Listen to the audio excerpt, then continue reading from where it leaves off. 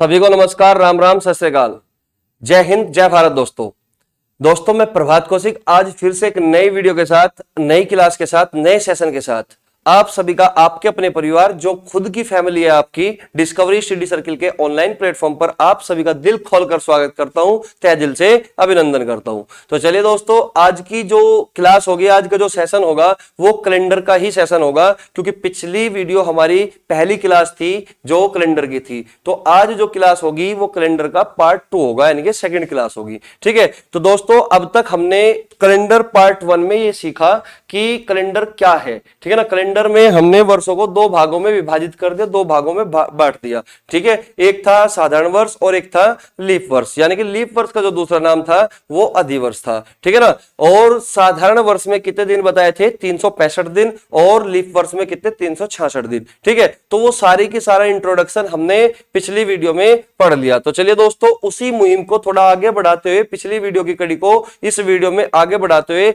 आज के सेशन की शुरुआत करते हैं। ठीक है, देखिए मैं उम्मीद करता हूं कि आपको पिछली जो क्लास होगी वो काफी अच्छी लगी होगी और काफी हद तक आपको चीजें समझ में आई होगी। ठीक है, तो चलिए दोस्तों शुरू करते हैं आज की क्लास को।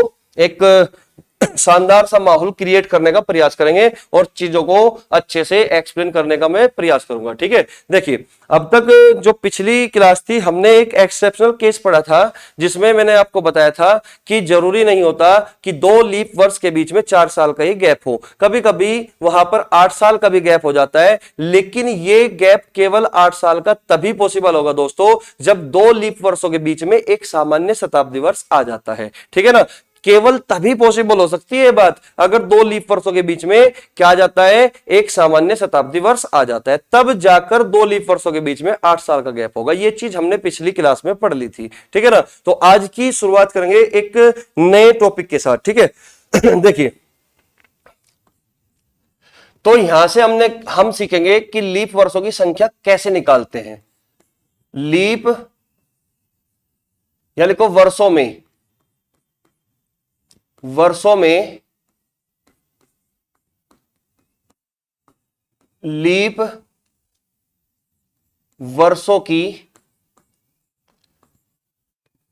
वर्षों की संख्या निकालना। तो अपनी सुंदर सी कॉपी पे ये हेडिंग लगा लीजिए कि वर्षों में लीप वर्षों की संख्या निकालना। ठीक है ना, कि वर्षों में लीप वर्षों की संख्या हम निकालते कैसे। ठीक है, 1 मिनट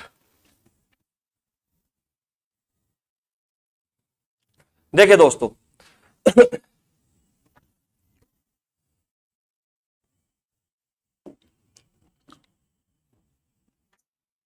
मैं लिखता हूं यहां पे पहले 5 वर्षों में, ठीक है। या दूसरी बात क्या लिखता हूं? पहले 10 वर्षों में।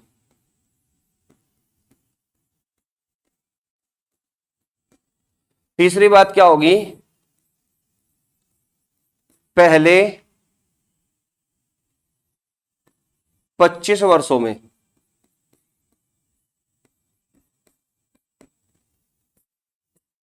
पहले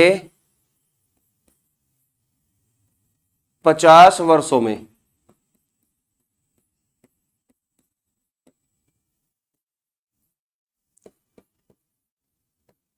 पहले 65 वर्षों में।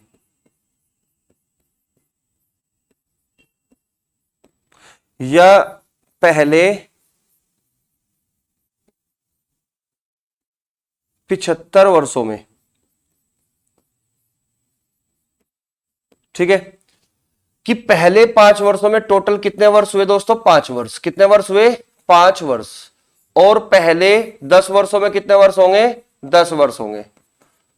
और पहले 25 वर्षों में कितने वर्ष होंगे दोस्तों? 25 वर्ष होंगे। और पहले 50 वर्षों में कितने वर्ष होंगे भाई? 50 वर्ष होंगे। ठीक है, और पहले 65 वर्षों में कितने वर्ष होंगे? 65 वर्ष होंगे। ठीक है, और पहले 75 वर्षों में कितने वर्ष होंगे? 75 वर्ष होंगे। ठीक है, तो आपको एक छोटी सी बात और समझनी पड़ेगी कि अगर क्वेश्चन में लिखा हुआ है ना कि पहले है भाई, क्वेश्चन में अगर ये लिखा हुआ है, मतलब शब्दों में अगर ये लिखा हुआ है पहले, ठीक है, यहां पर भी पहले, यहां पर भी क्या लिखा हुआ है पहले, ठीक है, यहां पर भी क्या लिखा हुआ है, यहां पे पहले, ठीक है, इसी तरीके से हर जगह मैंने पहले लिखा हुआ है। इसका मतलब होता है दोस्तों, ठीक है, ऐसे ही नहीं लिख रहा मैं पहले पहले, बार बार मैं रिपीट कर रहा हूं कि पहले 5 वर्षों, पहले 10 वर्षों, पहले 25, पहले 65, पहले, ठीक है ना, इसका मतलब होता है, ठीक है।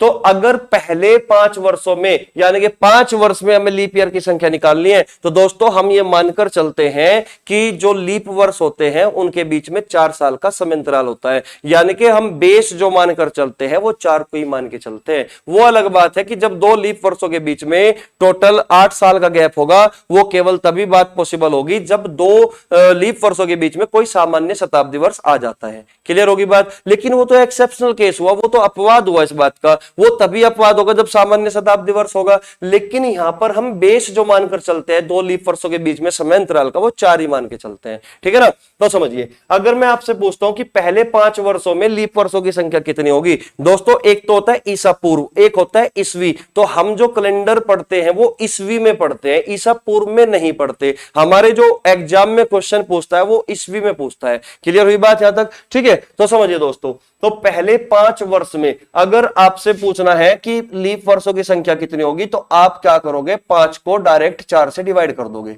5 को डायरेक्ट किससे डिवाइड करोगे? 4 से डिवाइड करोगे। जब आप 5 को 4 से डिवाइड करोगे तो जो भागफल बचेगा, जो क्वोशेंट बचता है, केवल और केवल आपको वही लेना है। यानी कि भले ही रिमाइंडर बच जाए, शेषफल बच जाए, शेषफल को इग्नोर कर देना है, केवल और केवल भागफल को लेना है। देखिए मैं बता देता हूं आपको कि जब आप 5 को इस तरीके से 4 से भाग दोगे तो 4 एकम 4, शेषफल यहां कितना बचेगा? 1। इस 1 को नहीं लेना, केवल और केवल हमें लेना किसका है दोस्तों? हमें केवल भागफल को लेना है। क्लियर होगी बात? केवल भागफल को, जो इधर बचेगा ये भागफल होता है, क्वोशेंट होता है, ठीक है। तो यहां से क्या निकल के आया? यहां से 1 निकल के आया। तो इसका मतलब ये हुआ दोस्तों कि पहले 5 वर्षों में लीप वर्षों की जो संख्या होती है वो 1 होती है। पहले 5 वर्षों में लीप वर्षों की संख्या कितनी होगी दोस्तों? केवल 1 लीप ईयर होगा। देखिए अगर पहला वर्ष 1 है, फिर दूसरा वर्ष 2, फिर 3, फिर 4, फिर 5, ठीक है ना, फिर 5, ठीक है।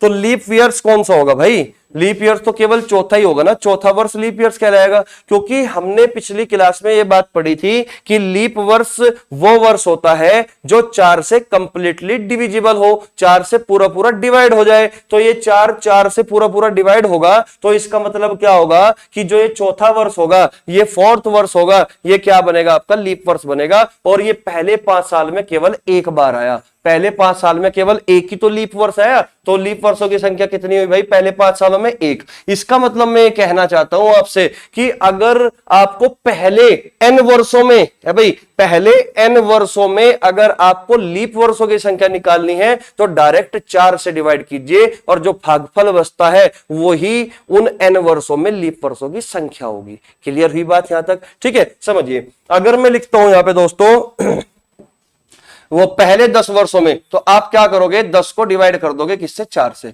तो 4 दूनी 8, यानी कि 2 बार ही चल पाई। इसका मतलब क्या होगा? पहले 10 वर्षों में जो लीप ईयर होंगे वो 2 ही होंगे। कितने होंगे? 2 लीप ईयर, ठीक है। इसी तरीके से अगर मैं बात करता हूं पहले 25 वर्षों में लीप ईयरों की संख्या, तो 25 को आप जब 4 से डिवाइड करोगे तो 4 छिक 24, कितना होगा? 4 छिक 24, यानी कि 6 बार चली, यानी कि 6 लीप ईयर होंगे। कितने होंगे? 6 लीप ईयर होंगे। इसी तरीके से अगर मैं बात करता हूं दोस्तों कि पहले 50 वर्षों में लीप ईयरों की संख्या कितनी होगी, तो आप 50 को डायरेक्ट 4 से डिवाइड करोगे, और 4 से कितनी बार कटेगा? है भाई 4 से कितनी बार कटेगा? यह कटेगा 12 बार। क्लियर? 4 एकम 4, ठीक है। 10, 4 दूनी 8, यानी कि 12 चौक 48, यानी कि 12 लीप ईयर होंगे, ठीक है ना। पहले 50 सालों में 1 से लेकर 50 तक टोटल जो लीप ईयरों की संख्या होगी वो कितनी होगी? 12 होगी। क्लियर होगी बात? इसी तरीके से अगर मैं बात करता हूं दोस्तों, अगर मैं बात करता हूं पहले 65 सालों में, तो 65 को डिवाइड करोगे 4 से, और 4 की महरनी चलाओगे, 4 एकम 4, 4 एकम 4, कितना? 25, 4 छिक 24, यानी कि 16 चौका 64, यानी वो 16 चौका 64, यानी कि 16 लीप ईयर, 16 लीप ईयर। ठीक इसी तरीके से अगर मैं बात करता हूं पहले 75 वर्षों में लीप ईयरों की संख्या क्या होगी? तो आप 75 को 4 से डिवाइड करोगे। 75 को जब आप 4 से डिवाइड करोगे तो इसका मतलब क्या होगा? इसका मतलब होगा 4 एकम 4, 35 4 अठे 32, यानी कि 18 चौक 72। तो लीप ईयर्स कितने होंगे दोस्तों? लीप ईयर्स होंगे आपके 18 लीप ईयर। तो मैं उम्मीद करता हूं कि यहां तक आप बातों को बिल्कुल बेहतरीन तरीके से सीख पाए होंगे, ठीक है ना। जब भी आपसे क्वेश्चन में पूछता है, एक सेकंड देखिए, जब भी क्वेश्चन में आपसे पूछता है कि पहले n वर्षों में लीप वर्षों की संख्या निकालनी हो, तो आप डायरेक्ट 4 से डिवाइड करोगे। 4 से डिवाइड इसलिए करते हैं क्योंकि हम बेस 4 मान के चलते हैं कि 2 लीप ईयरों के बीच में 4 साल का गैप होता है, ठीक है। तो 4 से जब डिवाइड करोगे तो केवल भागफल लोगे, तो भागफल जो भी होगा वही क्या होगी? आपके लीप ईयर्स की संख्या होगी। मैं उम्मीद करता हूं कि ये चीज आपको बिल्कुल अच्छे से समझ आ चुकी होगी, ठीक है ना। तो चलिए दूसरी चीज समझने का प्रयास करते हैं दोस्त। दूसरी चीज क्या है कि अगर मैं आपको यह कह दूं कि 2 वर्षों के बीच में, यानी कि 2 अलग अलग वर्ष, एक अलग वर्ष दिया और एक अलग वर्ष दिया, और उनके बीच में अगर आपको लीप वर्षों की संख्या निकालनी है तो दोस्तों उन दोनों वर्षों का डिफरेंस करते हैं लोग बाग। तो डिफरेंस करके उसको 4 से डिवाइड करते हैं, ठीक है। लेकिन यह बात सरासर गलत होती है। कभी भी पर्टिकुलर अगर 2 अलग अलग वर्ष दे दिए जाए और आपसे ये पूछ लिया जाए कि इन 2 वर्षों के बीच में लीप वर्षों की संख्या कितनी होगी, तो कभी भी उन दोनों वर्षों का अंतर नहीं करना, और अंतर कर भी दिया तो अंतर को 4 से डिवाइड नहीं करना होता, क्योंकि यहां पर बहुत सारी गलतियां हो सकती है। क्लियर होगी बात? ऐसा करना बिल्कुल सरासर गलत हो जाता है। एग्जाम में जो क्वेश्चन पूछता है तो वहां पे गलत हो जाता है। क्लियर होगी बात यहां पे, ठीक है। तो फिर हम करेंगे क्या? 2 पर्टिकुलर वर्षों के बीच में अगर लीप वर्षों की संख्या निकालनी हो तो फिर हम करेंगे क्या, ठीक है ना। तो दोस्त हम वहां पे क्या करते हैं? वहां पे हम काउंटिंग करते हैं। क्लियर होगी बात? क्या करते हैं? काउंटिंग करते हैं। हम गिनकर देखते हैं कि दोनों लीप वर्षों के बीच में दोनों वर्षों के बीच में कितने लीप ईयर होंगे, ये हम काउंट करते हैं, गिनते हैं। क्लियर होगी बात? ठीक है। देखिए मैं कहना चाहता हूं आपसे कि जैसे अगर मैं आपको ये कह दूं कि 2003 और 2003 और 2013, ये पर्टिकुलर मैंने 2 वर्ष दिया आपको, एक 2003 दिया और एक 2013 दिया, और मैं ये पूछ लूं आपसे कि बताओ इन दोनों वर्षों के बीच में कितने लीप ईयर होंगे। तो कुछ बच्चे क्या करते हैं ना, कुछ चैनल्स पे भी ऐसे ही है कि जब पर्टिकुलर 2 वर्षों के बीच में लीप ईयर की संख्या निकालनी हो तो वे क्या बताते हैं कि इनका अंतर कर लो। अंतर जैसे ही आप करोगे तो अंतर कितना होगा दोस्तों? अंतर होगा यहां पे 10, और 10 को 4 से डिवाइड करा देंगे, 4 दूनी 8, और बोल देंगे कि 2 लीप ईयर है। बोल दें क्या कि 2 लीप ईयर है, जबकि ये बात सरासर गलत हो जाएगी, क्योंकि इनके बीच में 2 लीप ईयर है ही नहीं। बात समझ में आई? इनके बीच में 2 लीप ईयर है ही नहीं। तो दोस्तों ऐसा करना बिल्कुल गलत है, क्योंकि 2003 2013 के बीच में एक तो 2004 आएगा जो कि लीप ईयर होगा, एक 2008 आएगा जो कि लीप ईयर होगा, और एक 2012 आएगा जो कि लीप ईयर होगा। इसका मतलब यह हुआ कि 2003 2013 के बीच में टोटल 3 लीप ईयर है, टोटल 3 लीप ईयर है। तो मैं आपको यह कहना चाहता हूं कि अगर आप इस तरीके से करते हो, डिफरेंस करके 4 से डिवाइड करोगे, तो यह बात पूरी की पूरी गलत साबित हो जाएगी और आपका क्वेश्चन गलत करा दिया जाएगा इससे। क्लियर हुई बात? और आपको बिल्कुल भी कोई भी गलती नहीं करनी है एग्जाम में। अगर आप ये चाहते हो कि आपका सटीक आंसर निकले तो आपको यहां पे काउंटिंग करनी पड़ेगी। तो दोस्तों आप समझ चुके होंगे मैं क्या कहना चाहता हूं आपको, ठीक है। तो यहां 2003 और 2013 के बीच में अगर लीप ईयर निकालना है तो एक तो 2004 और एक 08 यानी कि 2008 और एक 12, टोटल लीप ईयरों की संख्या कितनी होगी? 3 लीप ईयर होंगे, 3 लीप ईयर होंगे, ठीक है ना। इसी तरीके से अगर मैं आपसे कहूं कि 2005 और 2015 के बीच लीप ईयर कितने होंगे, 2005 और 2015 के बीच लीप ईयर कितने होंगे, तो मैं ये कहूंगा आपको कि आप एक काम करना, जब भी इस तरीके से पर्टिकुलर 2 वर्ष दे दिए जाए, 2 वर्षों में कंपैरिजन करने की बात हो, 2 वर्षों में तुलना करने की बात होती है, तो हमेशा लीप ईयर निकालने के लिए हमेशा काउंटिंग करना, गिन लेना कि कितने लीप ईयर होंगे, ठीक है ना। तो आप ये बताइए 2005 और 2015 के बीच कितने लीप ईयर होंगे? भाई एक तो 08 होगा यानी कि 2008 होगा, और एक 2012 होगा, यानी कि यहां पे कितने लीप ईयर होंगे दोस्त? यहां पे केवल 2 लीप ईयर होंगे।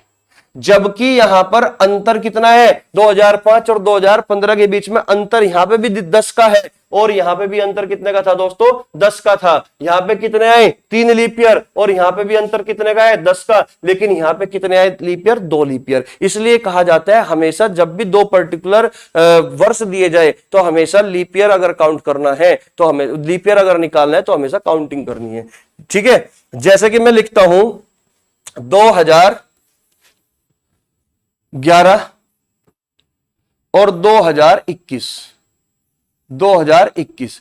अब मैं आपसे पूछ लूं कि बताइए इनके बीच में लीप ईयरों की संख्या क्या होगी, इनके बीच में लीप ईयरों की संख्या क्या होगी। तो दोस्तों काउंट ही करना है, जैसे कि मैं आपको बता ही चुका हूं कि हमें काउंट ही करना है। एक तो 12 होगा और एक 16 होगा और एक 20 होगा, यानी कि 2020, 2012, 2016, 2020। लीप ईयर कितने हैं दोस्तों, लीप ईयर है 3 लीप ईयर। यहां तक कोई दिक्कत है किसी को, है भाई, 3 लीप ईयर। तो लीप ईयरों की संख्या कितनी होगी, 3 होगी।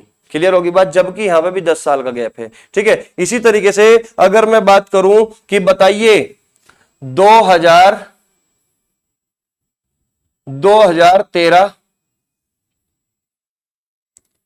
2013 और 2029 के बीच लीप ईयरों की संख्या कितनी होगी, तो आपको दोस्तों काउंट ही करना है। मैं बार बार एक ही बात कह रहा हूं, आपको काउंट ही करना है। तो एक तो होगा 2016, एक तो होगा 2016, एक होगा 2020 और एक होगा 2024। ठीक है, तो लीप ईयर कितने होंगे दोस्तों, 3 लीप ईयर होंगे। समझ पाए होंगे बात को।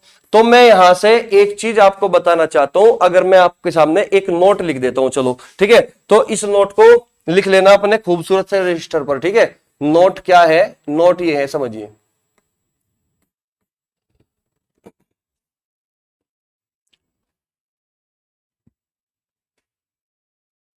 जब भी वर्षों में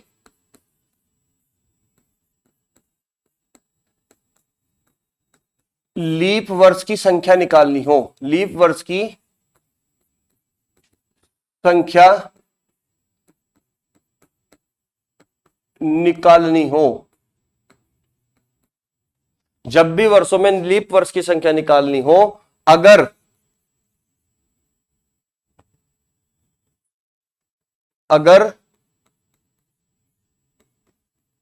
पहले n वर्षों की निकालनी हो, n वर्षों की, अगर पहले n वर्षों में, अगर पहले n वर्षों में निकालनी हो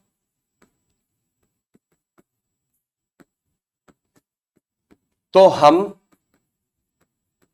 डायरेक्ट 4 से भाग देते हैं, डायरेक्ट 4 से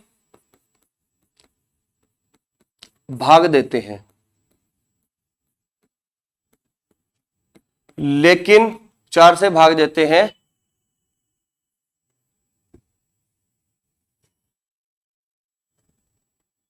चार से भाग देते हैं, और जो भागफल आएगा, जो भागफल आता है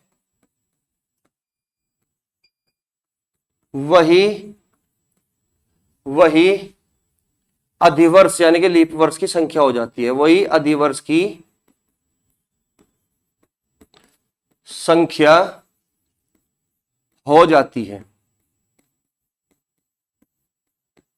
ये हुआ पहला पॉइंट, ठीक है ना, ये हुआ आपका पहला पॉइंट। दूसरा पॉइंट, लेकिन अगर दो पर्टिकुलर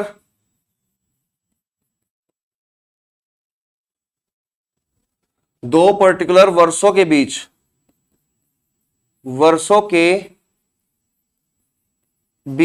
दो पर्टिकुलर वर्षों के बीच अधिवर्ष की संख्या निकालनी हो, यानी कि लीप वर्ष की, अधिवर्ष की संख्या निकालनी हो,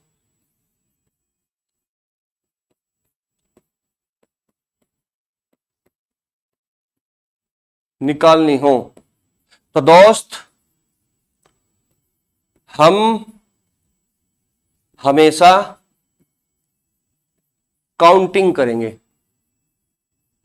क्या करेंगे? काउंटिंग करेंगे। बात समझ में आई होगी कि जो चीज मैं आपको समझाना चाहता था आप वो चीज समझ चुके होंगे। क्लियर हुई बात यहां तक? ठीक है, तो ये चीज हमने पढ़ी, समझ ली। ठीक है, तो पहली चीज क्या थी दोस्तों?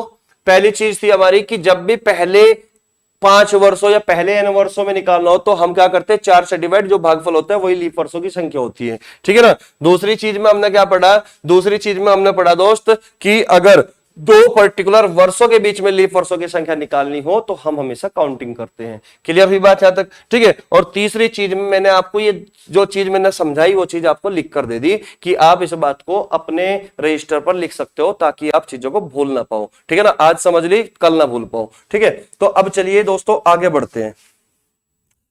देखिए, अगर मेरा क्वेश्चन है आपसे, मेरा क्वेश्चन ये है आपसे, नेक्स्ट क्वेश्चन, कि अगर एग्जामिनर आपसे यह जानना चाहता है कि एक शताब्दी, क्या एक शताब्दी, और आप समझते हो कि एक शताब्दी का मतलब क्या होता है, क्योंकि एक शताब्दी में 100 वर्ष होते हैं। कितने होते हैं? 100 वर्ष होते हैं। तो यानी कि एक शताब्दी बोले या फिर ये बोले क्वेश्चन वाला 100 वर्ष। कितने? 100 वर्ष। एक शताब्दी या फिर 100 वर्ष में कितने लीप वर्ष? कितने लीप वर्ष? और लीप वर्ष का दूसरा नाम क्या है दोस्तों? अधिवर्ष। कितने अधिवर्ष? या फिर एग्जामिनर बोल सकता है कि लीप वर्ष भी ना बोले, अधिवर्ष भी ना बोले, क्योंकि लीप वर्ष और अधिवर्ष का मतलब क्या होगा कि फरवरी में 29 तारीख होगी, है ना? फरवरी में 29 तारीख होगी। तो कितने लीप वर्ष या अधिवर्ष, या फिर पूछ सकता है, बोल सकता है कि 29 फरवरी। 29 फरवरी कितनी बार आएगी? कितनी बार आएगी?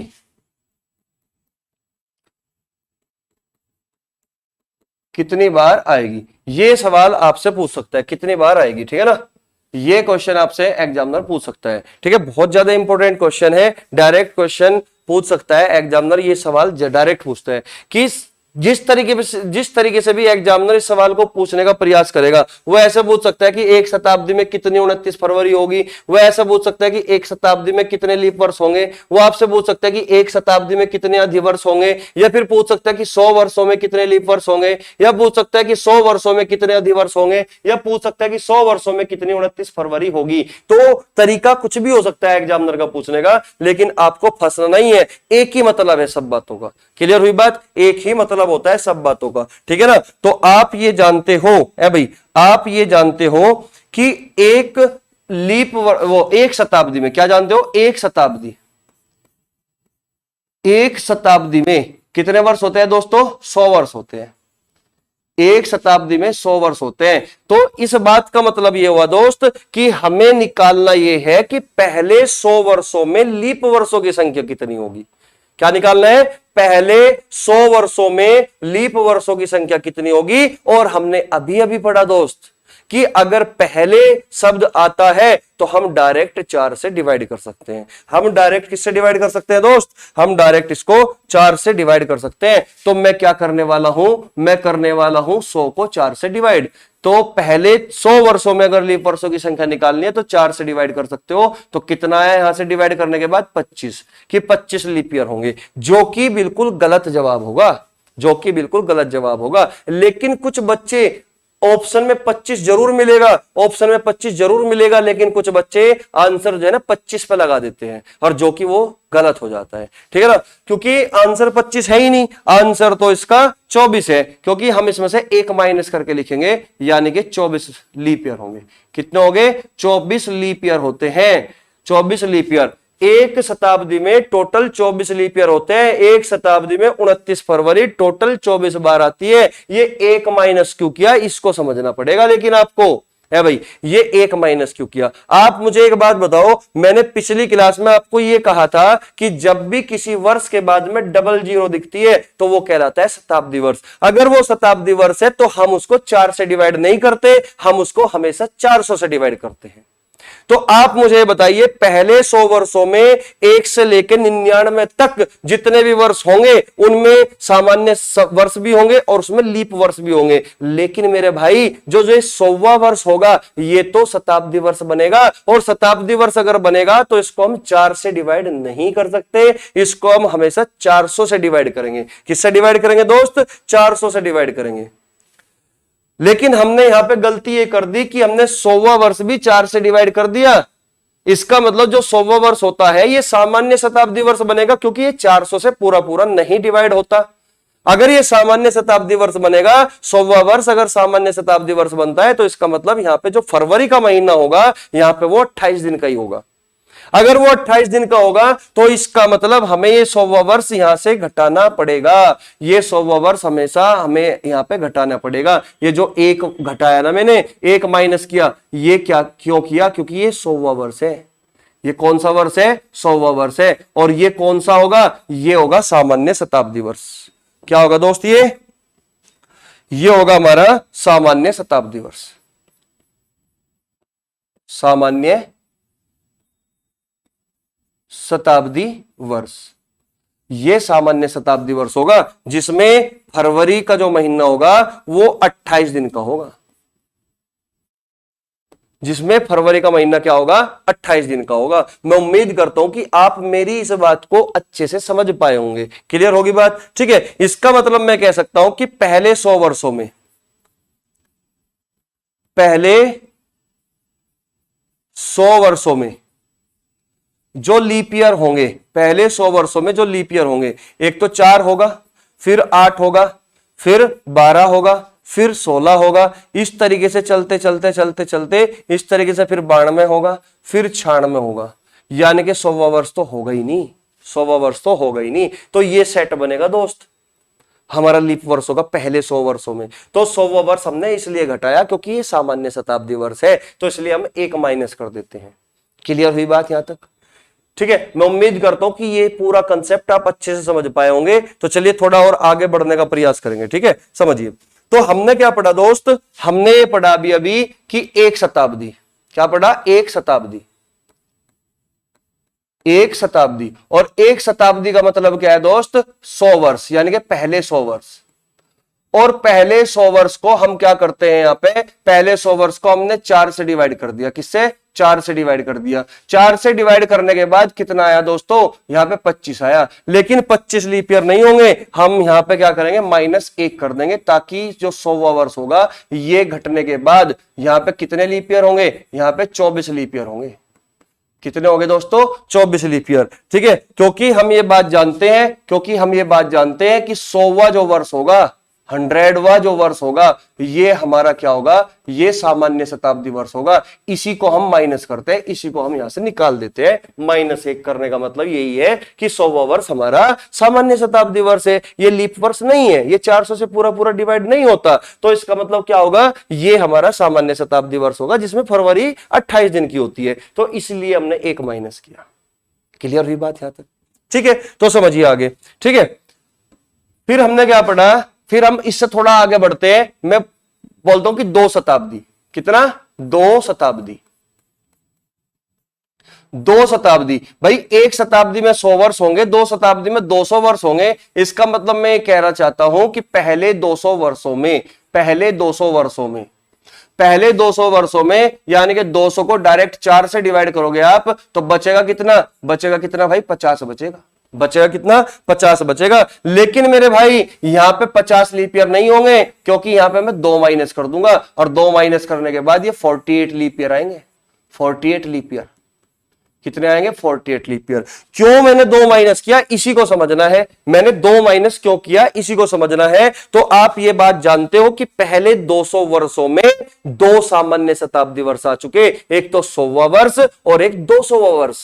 ठीक है ना? एक तो 100वां वर्ष और एक 200वां वर्ष, जो कि लीप वर्ष नहीं होंगे, सामान्य शताब्दी वर्ष होंगे, जिनमें फरवरी का महीना 28 दिन का होगा। इसका मतलब मैं यहां पे लिख देता हूं कि एक तो 100वां वर्ष और एक 200वां वर्ष। इनको हमें काउंट नहीं करना, इन 2 वर्षों को हमने हटा दिया, इन 2 वर्षों को हमने क्या कर दिया, हटा दिया, इसलिए 2 हमने घटाया, 2 हमने सब्ट्रैक्ट किया, तो 48 लीप ईयर बचे। कि पहले 200 वर्षों में कितने लीप ईयर होंगे, 48 लीप ईयर होंगे। ठीक है ना। इसी तरीके से अगर मैं आगे बढ़ूं, मैं बोलता हूं कि 3 शताब्दी, 3 शताब्दी, 3 शताब्दी, और 3 शताब्दी का मतलब क्या होगा दोस्तों, पहले 300 वर्ष, पहले 300 वर्ष। अगर पहले 300 वर्ष की बात करता हूं तो 300 को 4 से डिवाइड करोगे आप, और ये कितना आएगा, 75 आएगा, कि 75 लीप ईयर होंगे, जो कि बिल्कुल गलत होंगे, जो कि बिल्कुल गलत जवाब है, क्योंकि हम यहां पे 3 को सब्ट्रैक्ट कर देंगे, और 3 को सब्ट्रैक्ट करने के बाद क्या बचेगा, 72 बचेगा, यानी कि 72 लीप ईयर होंगे। यानी कि कितने लीप ईयर होंगे दोस्त, 72 लीप ईयर होंगे। 3 शताब्दी या 300 वर्षों में कितने लीप ईयर होंगे, 72 लीप ईयर होंगे। क्योंकि हम ये बात जानते हैं, भाई, क्योंकि हम ये बात जानते हैं कि पहले 300 वर्षों में एक तो 100वां वर्ष होगा, एक 200वां वर्ष होगा, और एक 300वां वर्ष होगा, और तीनों के तीनों सामान्य शताब्दी वर्ष है। तीनों के तीनों क्या है भाई, सामान्य शताब्दी वर्ष है, जिसमें फरवरी का जो महीना होगा वो 28 दिन का होगा। यानी कि फरवरी का महीना अगर 28 दिन का है तो वो सामान्य वर्ष कहलाएंगे, वो लीप नहीं कहलाएंगे। तो इसका मतलब यहां से हमने क्या किया, ये तीनों वर्ष सब्ट्रैक्ट कर दिया, एक तो 100वां, एक 200वां, और एक 300वां। ये तीनों के तीनों सामान्य शताब्दी वर्ष हमने यहां से हटा दिए, ये तीनों के तीनों, तो 3 सब्ट्रैक्ट किया, इसीलिए किया, इन 3 की वजह से, तो 72 लीप ईयर होंगे। क्लियर हुई बात यहां तक? ठीक है। अब थोड़ा और आगे बढ़ते हैं, और आगे बढ़ के मैं लिखता हूं यहां पे 4 शताब्दी। कितना, 4 शताब्दी। 4 शताब्दी का मतलब दोस्त पहले 400 वर्ष। कितने, पहले 400 वर्ष। कि पहले 400 वर्ष में लीप वर्षों की संख्या कितनी होगी, तो आप कहोगे सर 400 को 4 से डिवाइड कर दो, तो इसका मतलब क्या होगा, 100 होगा। कितना होगा, कि 100 लीप ईयर होगा। और ये जो क्वेश्चन इंपॉर्टेंट है दोस्तों, जो सबसे ज्यादा इंपॉर्टेंट क्वेश्चन बनते हैं ना एग्जाम के अंदर, एक तो ये बनता है पहले वाला, ये वाला इंपॉर्टेंट बनता है, पहले वाला, ठीक है, और एक ये बनता है 4 शताब्दी वाला, ये भी इंपॉर्टेंट है। डायरेक्ट क्वेश्चन पूछता है कि 1 शताब्दी में लीप वर्षों की संख्या बताए, तो ऑप्शन में दोस्तों 25 भी होता है और 24 भी होता है। ठीक है ना। बहुत सारे बच्चे 25 पे लगाते हैं और बहुत सारे बच्चे 24 पे लगाते हैं। जो 24 पे लगाएंगे आंसर उसी का सही होगा, और जो 25 पे लगाएंगे वो गलत ही हो जाना है। ठीक है। इसी तरीके से ये जो इंपोर्टेंट है, ये 4 शताब्दी या 400 सालों में लीप वर्षों की संख्या क्या होगी, तो दोस्तों ऑप्शन में 100 भी मौजूद होता है, हमेशा 100 मौजूद होता है, लेकिन जो बच्चा 100 पर आंसर लगाता है वो हमेशा गलत होता है। और आज के टाइम पे, आज के दौर पे भी बहुत सारे बच्चे ऐसे हैं कि जो 100 ही मान के चलते हैं कि 400 को 4 से डिवाइड किया, आंसर 100, और ऑप्शन में 100 होता है। ठीक है, जो कि बिल्कुल सरासर गलत है। ठीक है ना। हम यहां पे कितना घटाएंगे, यहां पे हम 3 घटा देते हैं, यहां पे हम कितना घटा देते हैं, 3 घटा देते हैं, तो आंसर कितना है, 97। यानी कि 4 शताब्दी या 400 वर्षों में टोटल जो लीप ईयर होते हैं ना दोस्त, वो 97 होते हैं, 97 लीप ईयर होते हैं। क्यों होते हैं उसकी वजह मैं बताऊंगा अभी। इसलिए होते हैं मेरे भाई क्योंकि आप ये जानते हो कि पहले 400 वर्षों में एक तो पड़ता है 100वां वर्ष, एक पड़ता है 200वां वर्ष, एक पड़ता है 300वां वर्ष। ये तीनों के तीनों सामान्य शताब्दी वर्ष होते हैं, जिसमें फरवरी 28 दिन की होती है। लेकिन जैसे ही हम 400वां वर्ष देखते हैं, 400वां वर्ष 400 से कंप्लीटली डिवाइड हो जाता है, क्योंकि 400वां वर्ष शताब्दी वर्ष होता है और ये 400 से कंप्लीटली डिवाइड हो जाता है। तो इसका मतलब ये शताब्दी वर्ष लीप शताब्दी वर्ष कहलाता है। और ये अगर लीप शताब्दी वर्ष कहलाया तो इसका मतलब वहां पे फरवरी 29 दिन की हो जाती है। तो 400 वर्ष को हम घटाते नहीं है, क्योंकि 400 वर्ष तो लीप शताब्दी वर्ष बनेगा, जिसमें फरवरी 29 दिन की हो जाएगी। तो इसका मतलब हम यहां पे घटाते केवल 3 वर्ष ही है। कौन कौन सा, एक तो 100वां वर्ष, एक 200वां वर्ष, और एक 300वां वर्ष। केवल ये 3 वर्ष ही हम यहां से घटाते हैं। क्लियर हुई बात यहां तक? ये 3 वर्ष को हटा देंगे तो कितना बनेगा? 97 लीप ईयर बनेंगे, 97 लीप ईयर। ठीक है ना? तो ये इसको अपनी सुंदर सी कॉपी में बॉक्स में कैद कर लेना दोस्त, ताकि चीजें आसान हो जाए आपके लिए। डायरेक्ट यहां से क्वेश्चन बनता है, डायरेक्ट क्वेश्चन बनता है कि 3 शताब्दी में लीप वर्षों की संख्या बताए तो डायरेक्ट आपको 72 बताना है। 2 शताब्दी में लीप वर्षों की संख्या बताए तो डायरेक्ट आपको 48 आंसर बताना है। 3 शताब्दी में, 4 शताब्दी में, कुछ भी पूछ सकता है वो। एग्जामिनर के मूड के ऊपर डिपेंड करेगा कि वो आपसे क्या जानना चाहता है। ठीक है? तो मैं उम्मीद करता हूं कि ये सारी बात आप अच्छे से समझ पाए होंगे। ठीक है? तो चलिए दोस्तों नेक्स्ट टॉपिक पे चलते हैं। देखिए, अब तक तो हम बात कर रहे थे किसकी? अब तक हम बात करते 1 शताब्दी की यानी कि 100 वर्षों की, 2 शताब्दी की यानी कि 200 वर्षों की, 3 शताब्दी यानी कि 300 वर्षों की, 4 शताब्दी यानी कि 400 वर्षों की। लेकिन अब मैं बात करूंगा फर्स्ट सेंचुरी की, फर्स्ट सेंचुरी की यानी कि पहली शताब्दी की। ठीक है ना? समझिए, मैं यहां पे लिखता हूं फर्स्ट सेंचुरी, फर्स्ट सेंचुरी। इसका मतलब क्या है दोस्तों? पहली शताब्दी, पहली शताब्दी। और जो हमारी पहली शताब्दी होगी ना दोस्त, पहली शताब्दी केवल और केवल 1 से लेकर 100 तक होती है। 1 से लेकर 100 तक। पहली शताब्दी में अगर आपसे कोई पूछ ले कि लीप वर्षों की संख्या बताए तो पहली शताब्दी का मतलब 1 से लेकर 100 तक, यानी कि पहले 100 वर्षों में लीप वर्षों की संख्या कितनी होगी, इस बात का मतलब ये हुआ। और पहले 100 वर्षों में लीप वर्षों की संख्या कितनी हुई दोस्तों? 24 हुई। 24 लीप ईयर होंगे। कितने होंगे? 24 लीप ईयर। क्लियर हुई बात यहां तक? ठीक है यहां तक? अच्छा, एक चीज और मैं आपको बताना चाहता हूं, इसी पे आओ वापस। देखो, 400 वर्षों तक आपने सीख लिया है ना। जो कैलेंडर लिखा गया था ना दोस्तों, वो केवल 400 वर्षों तक ही लिखा गया था, केवल 400 वर्षों तक। 400 वर्षों के बाद कैलेंडर नहीं लिखा जाता, केवल 400 वर्षों तक लिखा गया, क्योंकि 400 वर्षों के बाद कैलेंडर वापस सेम टू सेम रिपीट हो जाता है। हर 400 वर्षों बाद कैलेंडर क्या होता है? रिपीट करता है, रिपीटेशन होता है हर 400 वर्षों के बाद। इसलिए हम 400 वर्षों तक ही लीप वर्ष निकालते हैं। ठीक है? लेकिन आप तरीका सीख चुके हो मेरे भाई। अगर मैं तुमसे ये पूछ लूं या कल को एग्जामिनर आपसे पूछ ले कि बताओ पहले 500 वर्षों में लीप वर्षों की संख्या कितनी होगी, पहले 500 वर्षों में, और 500 वर्षों का मतलब 5 शताब्दी होगा, है भाई। 500 वर्षों में लीप वर्षों की संख्या क्या होगी? तो इस बात का मतलब पहले 500 वर्षों में पूछ रहा है तो डायरेक्ट 4 से डिवाइड क्यों नहीं करते? आप कहोगे सर कर देंगे, कोई दिक्कत नहीं है। 4 से काट दोगे तो 125 बार घटेगा कि 125 होंगे, जो कि गलत हो जाएगा। क्योंकि आप ये जानते हो कि पहले 500 वर्षों में 100वां, 200वां, 300वां और खुद 500वां, ये जो 4 शताब्दी वर्ष बनेंगे, ये सामान्य शताब्दी वर्ष बनेंगे। तो हम यहां से क्या घटा देंगे? 4 घटा देंगे। क्या घटा देंगे दोस्त? 4। तो 121 आ जाएगा। 121 लीप ईयर। कितने होगा? 121 लीप ईयर। क्लियर हुई बात? 400 वर्ष इसलिए नहीं घटाया क्योंकि वो लीप शताब्दी वर्ष हो जाता है, वहां पे फरवरी 29 दिन की होगी। तो केवल हम 100वां, 200वां, 300वां और 500वां घटाएंगे। इसी तरीके से अगर पहले 600 वर्षों में पूछेगा कि 600 वर्षों में लीप वर्ष कितने होंगे, तो आप आसानी से निकाल सकते हो। केवल और केवल ये चेक कर लेना कि कौन सा शताब्दी वर्ष सामान्य बनेगा, उसी को घटाना है, जो लीप बनेगा वो जोड़ना है। ठीक है ना? तो मैं उम्मीद करता हूं कि आप ये बात अच्छे से समझ पाए होंगे। ठीक है? तो चलिए नेक्स्ट। तो फर्स्ट सेंचुरी यानी कि पहली शताब्दी, तो पहली शताब्दी हमारी दोस्तों 1 से लेकर 100 तक, और 1 से लेकर 100 तक कितने आए थे हमारे? 24 लीप ईयर। अगर मैं बात करूं दोस्तों दूसरी सेंचुरी यानी कि सेकंड सेंचुरी की बात करूं, सेकंड सेंचुरी, इसका मतलब क्या होगा? दूसरी शताब्दी। दूसरी शताब्दी दोस्तों, 2 शताब्दी और दूसरी शताब्दी, दोनों बातों में फर्क है। कभी क्वेश्चन पूछ लिया जाए आपसे दूसरी शताब्दी में और आप बता दो 2 शताब्दी का। 2 शताब्दी में कितने थे? 48 थे। जबकि दूसरी शताब्दी कहां से शुरू होगी? दूसरी शताब्दी आपकी होगी 101 से शुरू, 101 से लेकर 200 तक, 101 से लेकर 200 तक। और दूसरी शताब्दी में जो लीप वर्ष होंगे, दूसरी शताब्दी यानी कि सेकंड सेंचुरी, तो दूसरी शताब्दी में भी तो मेरे भाई 101 से लेकर 200 तक, टोटल 100 वर्षों की बात करूंगा मैं।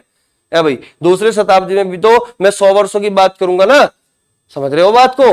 तो इसका मतलब पहली शताब्दी में अगर 24 थे तो दूसरी शताब्दी में भी कितने बनेंगे दोस्त, 24 ही लीप ईयर बनेंगे ना, तभी तो पूरी 2 सेंचुरी में कितने होंगे, तभी तो पूरी 2 सेंचुरी में 48 बनेंगे, 24 24 48 बनेंगे, ठीक है ना। इसी तरीके से अगर मैं बात करूं कि जो तीसरी शताब्दी होगी, थर्ड सेंचुरी होगी, थर्ड सेंचुरी, थर्ड सेंचुरी यानी कि तीसरी शताब्दी, तीसरी शताब्दी, जो तीसरी शताब्दी होगी दोस्त वो किससे शुरू होगी, वो होगी 201 से लेकर 300 तक। तो यहां पे कितने लीप ईयर होंगे, यहां पे कितने लीप ईयर होंगे, यहां पे भी आपके कितने लीप ईयर होंगे भाई, यहां पे भी आपके 24 ही लीप ईयर होंगे, 24 लीप ईयर। तभी तो टोटल 3 शताब्दी यानी कि 300 वर्षों में टोटल 72 लीप ईयर आए थे। 24 24 24 यानी कि कितने हो गए, 24 थी 72 72 लीप ईयर। क्लियर होगी बात, ठीक है। अब मैं अगर बात करूं फोर्थ सेंचुरी की,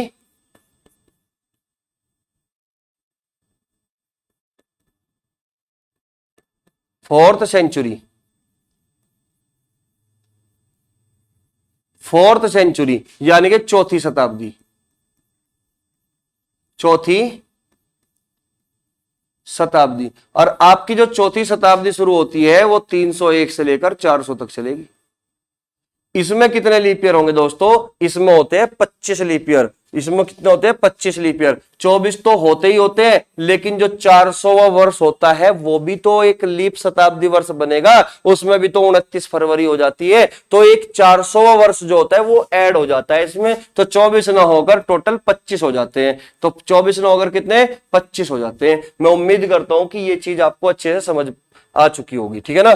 तो ये जो दोनों तरह के क्वेश्चन पूछ सकता है एग्जामिनर कि 4 शताब्दी में कितने या चौथी शताब्दी में कितने लीप ईयर होंगे। अगर चौथी शताब्दी में पूछता है तो 25 लगाओगे, 4 शताब्दी में पूछता है तो 97 यानी कि 97 लगाओगे, 3 शताब्दी में पूछता है तो कितने लगाओगे 72 लगाओगे, अगर तीसरी शताब्दी में पूछता है यानी कि थर्ड सेंचुरी में पूछता है तो आप आंसर क्या लगाओगे 24 लगाओगे। क्लियर हुई बात यहां तक है भाई, यहां तक चीजें समझ में आई होगी या नहीं आई होगी। मुझे लगता है कि मैंने बहुत बेहतरीन तरीके से एक्सप्लेन किया और आपको ये सब कुछ समझ में आया होगा, ठीक है। तो अब नेक्स्ट क्वेश्चन की ओर बढ़ते हैं दोस्त, ठीक है, जो एग्जामिनर का काफी फेमस क्वेश्चन रहता है, ठीक है। समझिए मेरा जो अगला क्वेश्चन है दोस्तों, मेरा अगला क्वेश्चन आपसे ये है, अगला क्वेश्चन है बताइए एक शताब्दी में या फिर 100 वर्षों में, ठीक है ना, बताइए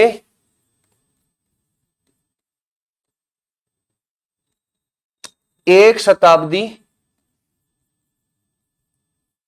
या 100 वर्षों में, या 100 वर्षों में, या 100 वर्षों में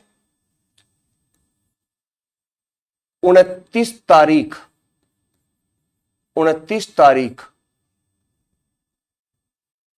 कुल कितनी बार आती है, कुल कितनी बार आएगी।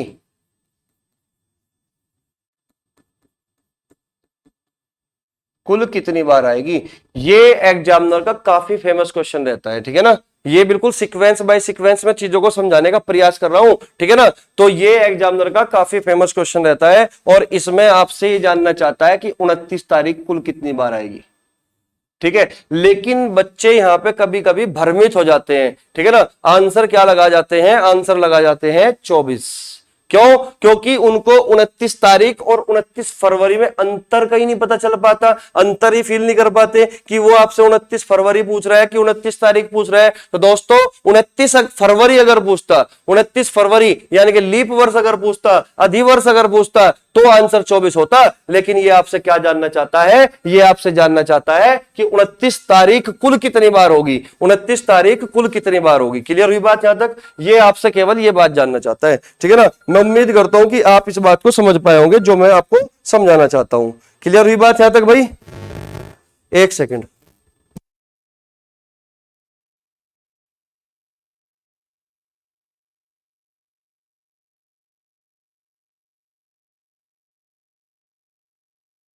तो हेलो हेलो, आवाज आ रही होगी ना?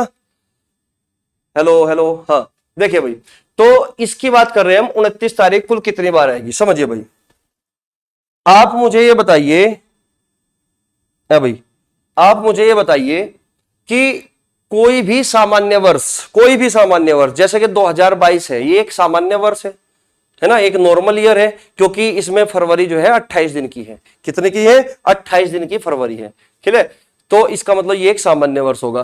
तो इस सामान्य वर्ष में 2022 में 29 तारीख कुल कितनी बार आएगी, आप मुझे ये बताइए। आप कहोगे सर केवल फरवरी को छोड़कर, क्योंकि फरवरी में 29 तारीख नहीं आएगी, बाकी सभी महीनों में 29 तारीख आएगी। यानी कि टोटल अगर मंथ 12 होते हैं तो केवल फरवरी का हटा दो, टोटल 11 मंथ में 29 तारीख आएगी। अगर 11 मंथ में 29 तारीख आएगी भाई, तो मुझे बताओ, एक सामान्य वर्ष की बात कर रहा हूं मैं, तो एक सामान्य वर्ष में टोटल 29 तारीख क्या 11 बार नहीं आएगी? फरवरी को ही तो हटाया हमने। तो मैं ये कह सकता हूं कि एक नॉर्मल ईयर में, एक साधारण वर्ष में 29 तारीख टोटल कितनी बार आती है? 11 बार आती है। टोटल कितनी बार आती है? 11 बार। 11 बार आएगी। बात समझ में आई यहां तक? टोटल कितनी बार आएगी भाई? 11 बार आएगी। और अगर मैं इन 100 वर्षों को थोड़ी देर के लिए, इन 100 वर्षों को मैं थोड़ी देर के लिए सारे के सारे वर्ष क्या मान लेता हूं? सामान्य वर्ष मान लेता हूं। अगर सारे के सारे 100 के 100 वर्ष सामान्य वर्ष है और एक सामान्य वर्ष में 11 बार आई, तो मुझे ये बताओ 100 वर्षों में 11 गुणा 100 यानी कि 1100 बार नहीं आ जाएगी? या भाई 1100 बार नहीं आ जाएगी क्या? टोटल कितनी बार? 11 गुणा 100 यानी कि 1100 बार। 1100 बार। लेकिन यार तुम तो बहुत होशियार बालक हो, तुम्हें यह बात पहले से ही पता थी कि भाई 100 वर्षों में 29 फरवरी टोटल 24 बार आती है। टोटल कितने बार आती है? 24 बार आती है 100 वर्षों में। तो इसका मतलब हमें यहां पे 24 और ऐड करना है। इसका मतलब हमें यहां पे 24 और ऐड करना है। तो टोटल कितना हो गया? 1124। 1124 वर्ष, 1124 बार, 1124 बार आएगी। क्लियर हुई बात यहां तक? ठीक है। तो मैं कहना चाह रहा था कि एक साधारण वर्ष में अगर 11 बार 29 तारीख आएगी और मैं थोड़ी देर के लिए 100 के 100 वर्ष सामान्य वर्ष मानता हूं, तो इसका मतलब 100 गुणा 11 यानी कि 1100 बार। यहां पे 1100 बार है भाई, वर्ष गलती से लिख दिया था, ठीक है ना? 1100 बार। तो 1100 बार तो 29 तारीख आनी है, लेकिन 100 वर्षों में मेरे भाई 29 फरवरी भी तो आएगी ना। 29 फरवरी कुल कितने बार आई? 29 फरवरी कुल 24 बार आई। ये कितनी बार आई 29 फरवरी भाई? 29 फरवरी कुल कितनी बार आई? 29 फरवरी। यहां लिख देता हूं मैं कि 29 फरवरी कुल कितनी बार आती है? 29 फरवरी 24 बार आती है। ये 24 और ऐड करना है तो 1124 बार टोटल 29 तारीख आएगी। उम्मीद करता हूं कि इस बात को आप समझ पाए होंगे। तो एक क्वेश्चन ये भी बहुत इंपॉर्टेंट हो जाता है। नेक्स्ट क्वेश्चन क्या पूछता है एग्जामिनर? नेक्स्ट क्वेश्चन पूछता है कि बताइए, नेक्स्ट क्वेश्चन पूछता है एग्जामिनर कि बताइए 4 शताब्दी, 4 शताब्दी का मतलब क्या होगा? 400 वर्ष। 4 शताब्दी या 400 वर्षों में, 400 वर्षों में, 400 वर्षों में 29 तारीख, 29 तारीख कुल कितनी बार आएगी? 29 तारीख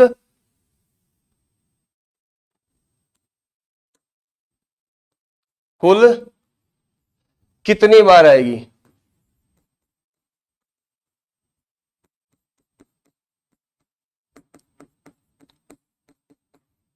उनतीस तारीख कुल कितनी बार आएगी? ये क्वेश्चन है भाई। ये भी काफी फेमस क्वेश्चन है। ये भी क्या है? काफी फेमस क्वेश्चन है। ठीक है,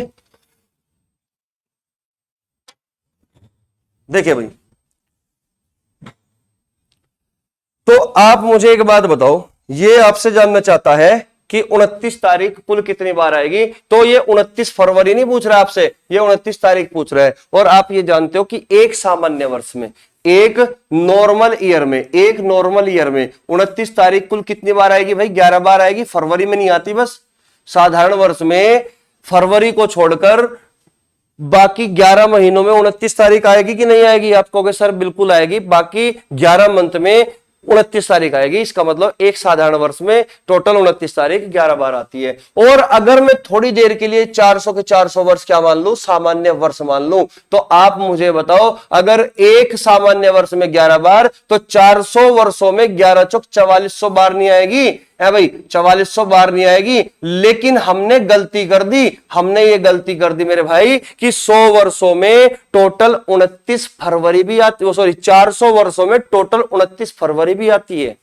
400 वर्षों में 29 फरवरी भी आती है, जो कि 97 बार आती है। 29 फरवरी आती है कितनी बार, 97 बार आती है। ये जो 97 है ना, ये इतना और ऐड करना था हमें, ये हमने गलती कर दी, क्योंकि 400 वर्षों में 29 फरवरी भी तो आती है मेरे भाई, 29 फरवरी भी तो आती है ना। ये कितनी बार आएगी, 97 बार आएगी। तो इसका मतलब 4497 बार, यानी कि आंसर ये बनेगा कि 4 शताब्दी या 400 वर्षों में टोटल 29 तारीख कुल कितनी बार आएगी, 4497 बार आएगी। यहां तक मैं उम्मीद करता हूं कि आप चीजों को समझ पाए होंगे। ये ना पूछकर कुछ और भी पूछ ले तब भी आप निकाल सकते हो, क्योंकि आपको बेहतरीन तरीके से इंफॉर्मेशन दे दी गई और किस तरीके से हम निकालते हैं वो भी चीज समझा दी गई।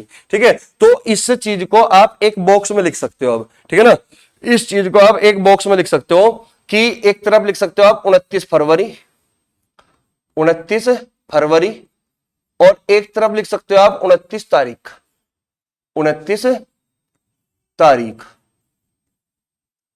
ठीक है, यहां पे मैं लिख रहा हूं,